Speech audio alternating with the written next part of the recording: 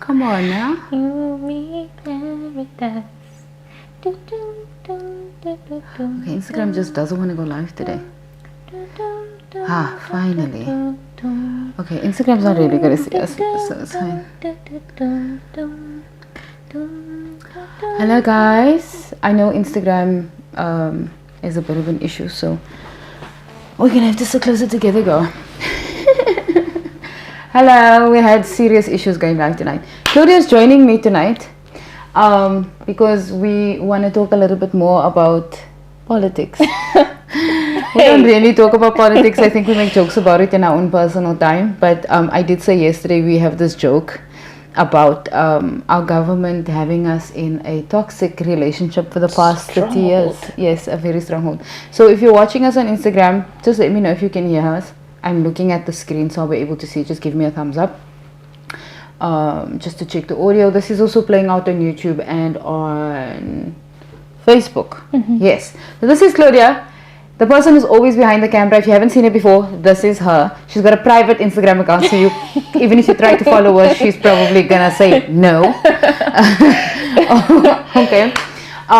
But let me first, before we start talking about politics, you guys can ask questions or whatever. And even if you want to join, I think you can help. I can allow people to join us so that we can have a conversation about this. So we have elections on Wednesday. We are the 30 years into democracy, and we have always a lot of questions, I feel like, that never get answered. And elections always go the same way, right? A couple of months before the election time, everybody is saying their piece. We're hearing all sorts of policies coming up, things that we barely know anything about since nobody even read the Constitution. And then also things like these government officials visiting all of the areas, promising us all lovely things. We were essentially love bombed with no load shedding, which we are all anticipating is going to return after Wednesday. The propaganda. So yeah, no, there's a lot of propaganda. I'm seeing a lot of commentary on the votes on Wednesday. So let me first ask this question: who's going to vote on Wednesday? Are you comfortable with who you're going to vote for? You don't tell us that, please. We do not need an argument in my DMs or any of that. But are you going to vote on Wednesday? Are you excited to vote in a possible new party? Because if you vote for the ANC again, me and Claudia are leaving the country. With immediate effect. Because honestly, like at some point we have to decide after 30 years to leave this toxic relationship, people. Because we've been promised things, so many things have been promised, and many of those promises are not met.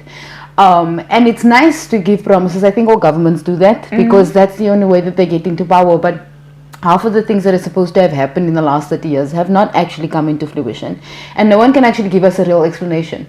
When we ask questions about stuff like that, they give us word salads like an abuser would, right? They give you a beautiful explanation that actually doesn't make any real sense and doesn't necessarily point to the reason why so much money keeps disappearing. So there's that. But I mean, for regular citizens of South Africa, it's really, I think, it takes us back to the fact that we know there's only so much effect we have. Everyone keeps saying we must vote. Look, I am going to go vote. Originally, I didn't want to, but I literally have to walk an hour to go and vote. That's the first problem.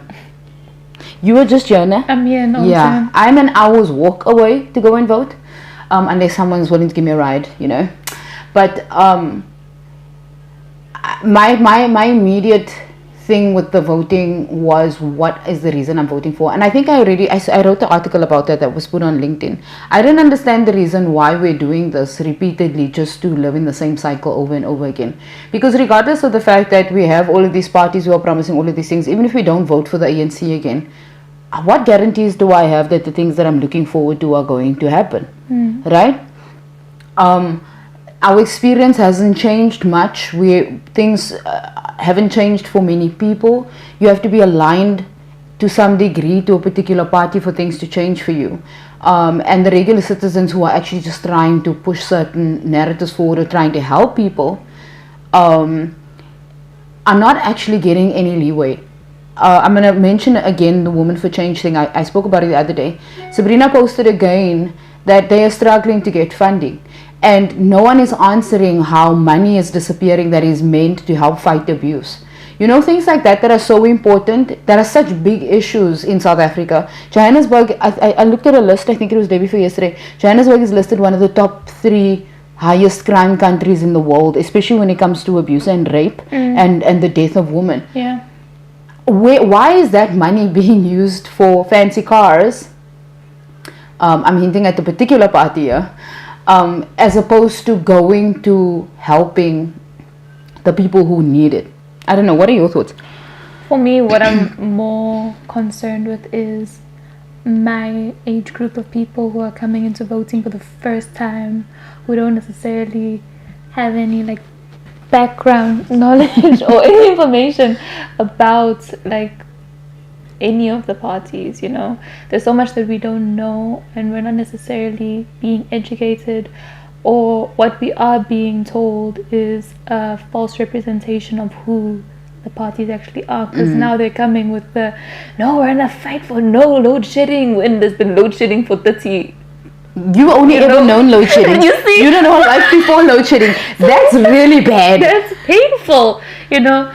So that's what I'm most concerned with. I don't know, like, it's a difficult position to be put into, of you're making this decision and your vote really does count, considering the fact that that one vote could make or break the election essentially. And we've got so much weight on that one vote, considering that we are leading our country into essentially a rise or decline, you know. So I feel like there's a lot of pressure with this election. There's a lot of pressure. Also, if another party comes in, I think, I want to sit back a little so we both in frame. I feel like if there's another new party elected, they also under a lot of pressure to fix 30 years worth of problems. Yeah. That they, number one, don't have the practice to do. You know, they don't have the skills or the resources to do. So how are they even going to begin to, you know? And if we think about it in terms of toxic relationship, that's like expecting the next man that comes into your life or the next woman that comes into your life to rectify fix all those problems. That doesn't work. It doesn't work. We know it doesn't work. So it's a sticky situation, guys. Yo, I don't know. You know, we were situation. talking earlier about the 3 parties, in my opinion, that are getting the most leverage. We're talking about the DA, the EFF, and the ANC. Look, I'm not even going to talk about the ANC. That abusive relationship, I ended that relationship many years ago. It's the rest of the people that I still want to be attached to this. Ooh, the drama. But the EFF, I was watching Darren, is his name Camper? What is his name on TikTok? I don't remember his name. But he talks a lot about politics, and he was talking about who the left wing is, the right wing is, and who's in the center. And I really loved his explanation, because for those of us who are not going to go and read these manifestos, that was a decent explanation to understand who you're more likely to vote for. And although I'm a Christian person and I have particular beliefs, I would vote left simply because of the fact that we need someone who is more open-minded to everything. But then EFF is there, nah? And you know, EFF would be alright if they made decisions that seemed logical to me. But they like drama. Yeah, that's the scary thing. I'm just like, we want to get, you know, when you come out of an abusive relationship, you want to move into a relationship that is peaceful, so that you can heal in that peaceful. EFF just seems like they're going to create more riots, because they've been doing that. And they're not even in power now. Imagine that much power. Yeah. Also, guys, I have a thing with Julius Malema. I don't understand why anybody would vote for Julius. Julius, for me, is not even someone I would want to be friends with. And I'm not trying to be mean. He's probably a really nice guy on his own. But the personas that these people put out in public just make them unapproachable. Like, I'm just like, I don't know if I want to have a conversation with you, because the things that you say and the naivete that it sounds that's coming out of your mouth doesn't make it seem as though we can have a reasonable conversation. Right? And in the DA, someone said the other day, there was a fight actually online. I'm not going to mention names because these people know me. But there was a fight online about the fact that apparently the DA is doing everything right. I'm not going to lie, Cape Town is beautiful.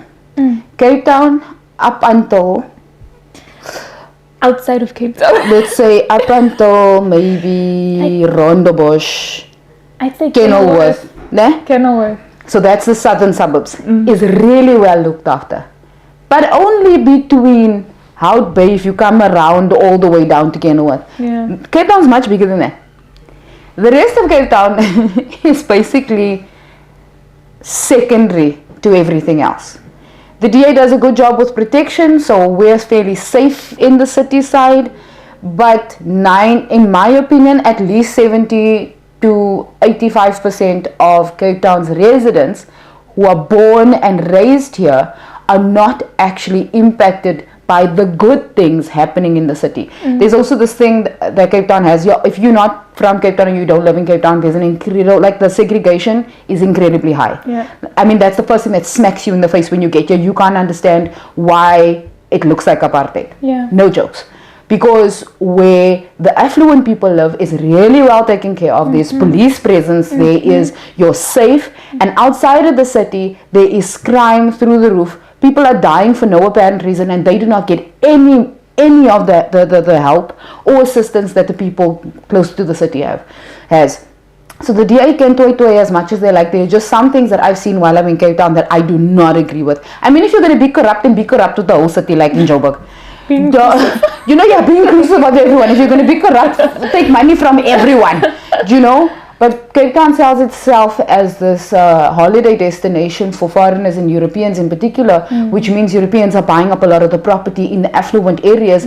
And essentially gentrification is literally through the roof here. The property market is sky high. The DA can perpetuate it. They can say all they want that they're doing a great job. But I've been in a couple of meetings where you can tell very clearly that if you're not a particular skin color, you are not going to get any leverage whatsoever. And I've spoken to resident after resident after resident where that segregation is not only dependent on when you live, it is 100% dependent on your race. And that for me is very, very sad because there's so many non-white residents in Cape Town that are not getting access to the opportunities that they should have access to because they're still being trained to be worker bees and to work in a system that is feeding the government and they are not feeding the system back.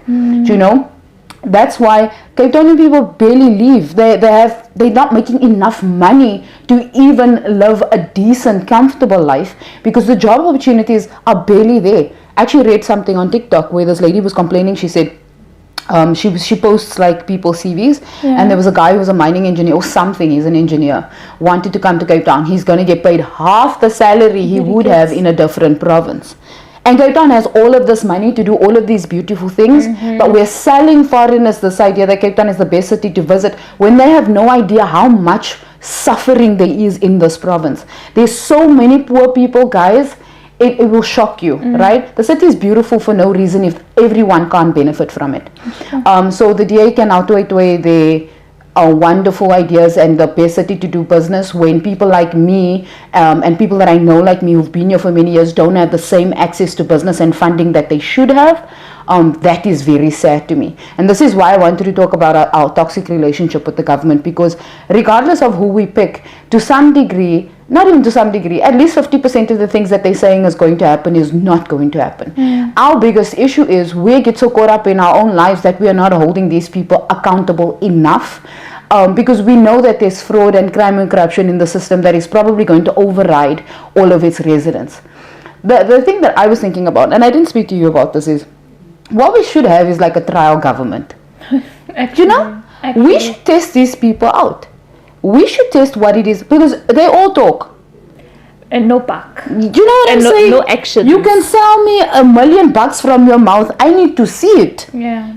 We should be trialing these people before we vote them, because now we're voting them on perceived manifestos. They could come into power and then flip the switch on us. And we wouldn't know any better, because as far as we're concerned, there's only so much that we're being allowed access to. A lot of what we actually know is not... We are. What is the thing that they say to people they don't want to give all the information to? We are on a need to know basis. Even the stuff that we have in media, the stuff that is being spoken about on podcasts, in newspapers, everything is propaganda. We are being fed exactly what it is they want us to know. Do you know what I'm saying? And this is why critical thinking is so important for me, because we've gotten so used to riding the wave of what the news tells us. Let's also keep in mind that the SABC is not independently owned. Yeah. So if you are watching the SABC, you are highly likely being sucked into the ANC's narrative of what's going on in this election. Yeah. So let's just be very clear about that fact. If you didn't consider that, you may want to really start thinking about it. If you hear something enough times, you start to believe it. That's why critical thinking and developing your critical thinking skills is going to help you make a decision that actually will benefit you and your family going forward, because you need to think about the generation after you, as opposed to what's going to change right now, because it doesn't matter who comes into power right now. So much mess has happened in the last 30 years. It's going to maybe take 5 years to even start to rectify some of that stuff. And by then we already have a new government in power. It's just hopeless at this point. Yes, we are all cooked. Oh yes, that was the thing you said this afternoon. We are all cooked either way. Okay, I want to know you guys' thoughts. Let me read some of the comments. I am not voting. We need help for women and children. We do, and we're going to keep speaking about that. But you know, the agenda here is who can make the most money. I'm going to tell you guys a story about what happened in the Eastern Cape when I was there last. There's no help. NGOs want proof of abuse. That is a topic on its own. We need to talk about the PA. I don't want to talk about Gayton McKenzie. And there's a reason I don't want to talk about Gayton McKenzie. I know too many people, personally, who are serving under Gayton right now. Okay. And some things Gayton has said in the media, I 100% do not agree with. Especially when it pertains to foreign nationals. Okay. I have a lot of foreign national friends that I believe deserve an opportunity to come into our country without the stupid visa process, because an African nation, and the Kenyan president was talking about this on. So guys, I actually watch like proper news. The Kenyan president was at an event about an event about Africa as a whole in the US with Kamala Harris, who is the deputy president of the US. And what he was saying was, Africa has so much resources, but we've gotten so comfortable thinking we don't have the knowledge and the skills to use those resources properly, which is why our borders are as tightly closed as they are. The problem with that is the more that we keep going with that Western narrative of who we are, we don't actually get full access or control of those resources and the education to use it and to produce the wealth that the continent can produce on its own, right? Ghana understood this, which is why they pushed what's his name out of the country, and they are running their own thing. We need to have our borders a little bit loosely, a little more open than they are. And I mean, Julius Malema apparently spoke about his idea of what they want to do more about this yesterday. I still need to read the article. Okay. But the fact that we have such a horrible visa process to visit African countries is keeping us so isolated from one another, that we are not able to actually produce and grow the kind of business and resources that we can, and use our own resources in Africa. And now all the Western countries and Europe is taking all of our resources like they've been doing for hundreds of years, but we're just like, it's like give us money. Allowing the colonization. It's just more discreet. Hey, it's not even that discreet in some countries. Because what was the country where we were talking about the other day? I think it's still Congo, that France still has more access to their resources, and they kind of signed into that deal. They can't get out of it. I think it was Congo. I think it's Congo. Right? So I have a lot of, like I said earlier, I have a lot of foreign national friends that I feel need to have free access to the country. And I don't mean we're not scanning people for criminal offenses or any of that. I mean, realistically, we want to do that. But where they are not treated as different because they're from a different country, these people come with skills that we in South Africa don't even have. Like Zimbabwean people are so educated. Ghanaian people are so educated. We have one of the worst education systems on the planet, and then we want to think we are mini America. People, please help me. The xenophobia is crazy. South Africans can be so naive. So I feel like that is a very, very big thing that needs to go into our policy. It's a discussion that actually needs to be had. If you listen to the Kenyan president, the speech that he was speaking about technology development in Kenya, if we just took on that mindset for 2-3 years, it will change the trajectory of our current Gen Zs. Right now, we are still teaching people to become worker bees in a system that is not going to function the same in the next 10 years. You do know that AI is basically going to take over most mundane jobs in the next 10 to 15 years. And then what? What are these degrees going to do for everybody who's in university at the moment right now?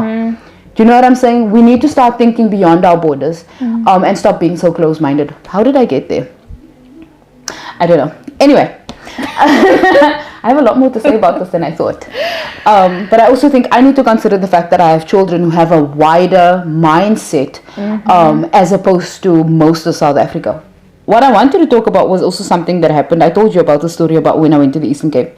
So I've been to East London 2 or 3 times, and every time I've gone, it's been a horrible experience. And it hasn't been a horrible experience because of the people. It's because East London isn't taken care of. And the last time that I went, we stayed in a hotel. There's a lot happening at that hotel. I'm not going to give the details of it because I like my life. But there's a lot happening there where government officials are pertaining to government officials that is actually appalling. Really appalling. And I didn't sleep 1 or 2 nights because of this nonsense. And then I had a conversation with someone there who said to me, what's happening in the Eastern Cape right now is that it's lucrative to become a government official because you're getting money, cars, houses, all those nice things. And there's so much corruption in the Eastern Cape, which explains why the poor in the Eastern Cape is actually through the roof.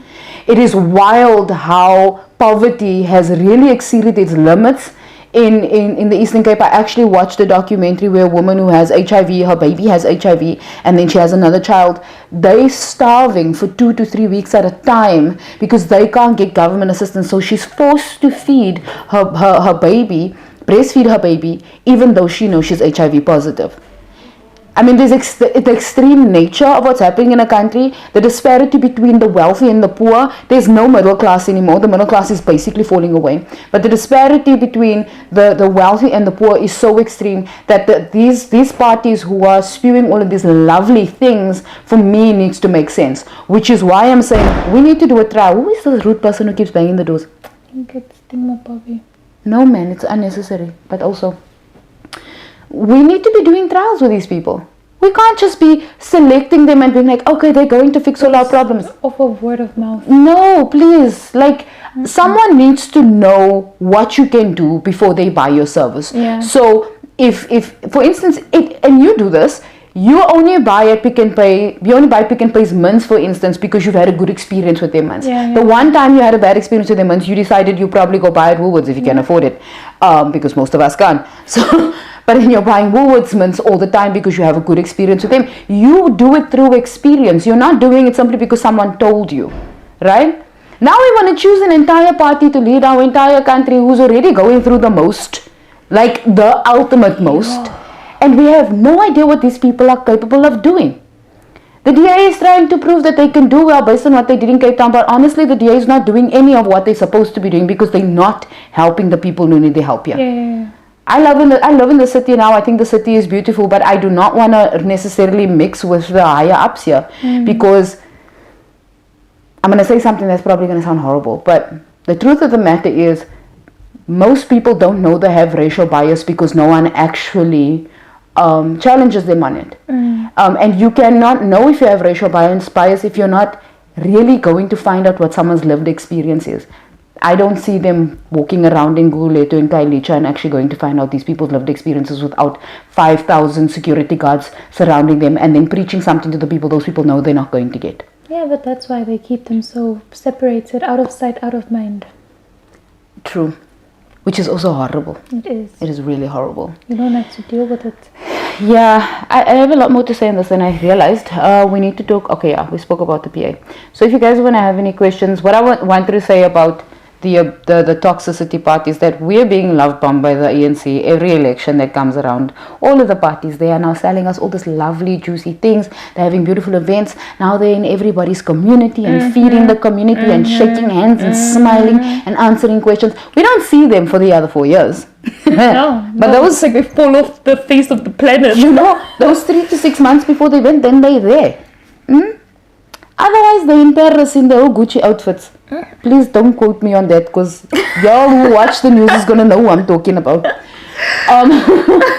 But my thing is, I don't feel like in toxic abusive relationships, they don't show up for the people where the people need them. And as much as we want to say voting is right and we must vote because it's going to help us. What is happening with the slide? Okay. Voting is going to help us have a better country. The only people who make the better country is those of us who are invested in making it a better country. And for all the people in NGOs and in groups who are trying to help the people who are struggling, for my friends who are working with homeless people, who are really doing beautiful work in this area, those are the real people we should be voting for. Those are the people that we should be wanting to make those kind of decisions, because these politicians don't actually really know what's going on the ground. That's just the truth. And it's really wild to me that I'm giving someone permission to make decisions over my life who has no idea what my life is about and who simply doesn't care until they need something from me. Yeah. It's such a transactional relationship, right? And for the most part now I have to give them all of my energy prior to the election, and then in the time when I need them, the corruption and even the things that are happening in the court is just making my life worse, and nobody even cares how bad things are and how it's affecting those people. These people also get enough money from the government to go and squash things that are happening in their lives when other people are dying from the same problems. It doesn't make any sense to me. But that's besides the fact that I'm probably going to vote. I think I've decided who I'm going to vote for, and it's a party that's not very well known, but I believe very much in what it is they do. However, I'm not going to lie. Until Gloria becomes president, because I've been advocating that for years. I was not meaning to throw you under the bus. For years? It's for years now. It's a year. Okay, it's a year. It's going into the second year. Then I don't see any of this changing. Do you know who should have parties? And these people are not going to, because they know what it is like in politics. You have to change who you are when you get to politics. We're having a disco going on at the back here. Dude, no, for real. Why is this light making disco lights for us? You see, when me and Claudia together, we're simple. I'm gonna change the color. Okay, no more disco lights. Shame. I'm sorry for whoever has eye problems who had to watch that scene. Visual epilepsy. We mustn't do that to people. Shame. Anyway, the people who should be doing these kind of things are the people who are invested in actually working in the communities. They see every day the suffering. They see every day the struggle that people are going through, and they know exactly what problems need to be solved. That's the time when you know the money is going to be distributed in the right places.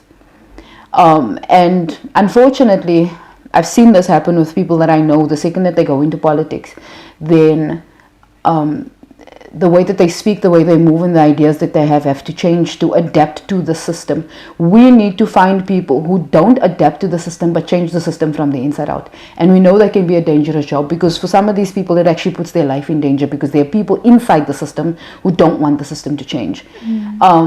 We talk a lot about conspiracy theories, but a lot of the conspiracy theories that we assume are made up or just for show or for drama, there's actually these things happening because the people behind the scenes are actually very self-motivated and are not making decisions because they care about the people. They're making the decisions because it gives them a bigger and better platform and to connect with people that actually helps them leverage for themselves. Which is why people who really work with one-on-one people in communities, people who've worked in NGOs for a long time, who know how to manage both business relationships and understand the need for the people on the ground, those are the people who should be taken up for these parties. Chances of that happening? Probably zero. Yeah. But that's what I'm hoping for. But I don't know if I'm not necessarily advocating that people vote or not. I know I'm probably going to get into trouble for saying that, but to be honest, I'm voting simply because I feel like for me, maybe just the one thing that I do may shift things away from the party that's been abusing us for 30 years. I can't say I know what that's going to look like for any of us, and it should be a scary prospect. It should be a scary prospect. The fact that some parties rely so much on the West to solve our problems when we have all of the ability to do that ourselves really scares me. The West should not have as much control, more control than we do on our own country and our own people. So I'm definitely not going to vote for any of those parties because those are the ones who fight to keep the wealthy in power, and the wealthy are usually benefiting from corruption. So that's my say. Do you have a say? I gave my say. Okay.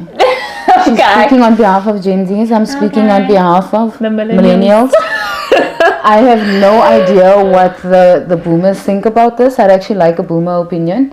But yeah, those are just my thoughts on it. It may be a naive point of view because honestly, I don't study politics. But I feel like as normal people, we also need an opportunity to weigh in on this. And it's actually important because it affects our lives. And we all want better lives for our children's sake. Claudia, for our future children's sake, she wants them to come into a world where they are valued. Yeah, which is why you need to become our first female president.